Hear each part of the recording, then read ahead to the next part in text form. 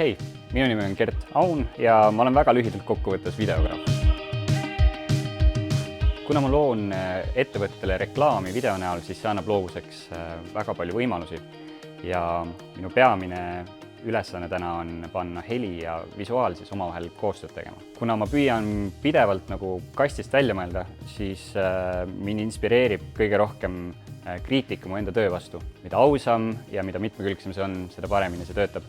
Seda ei pea kartma, seda analüüsides ja sealt lahendusi otsides saab selle väga hästi enda kasuks tööle panna. Kokkuvõtvalt inspireerib mind kõige rohkem see asi või see inimene, kes julgeb hallist massist erineda. Ja ma jätan need olukorrad ja hetked nende inimeste asjadega meelde ja siis kombineerin vastavalt vajadusele. Mulle meeldib mõelda, et minu loovus aitab mul näha maailma erinevate nurkade alt. See viib mind kohtadesse, kuhu tõenäoliselt väga paljude inimeste jalg ei satu ja see paneb mind koostööd tegema väga paljude erinevate inimestega.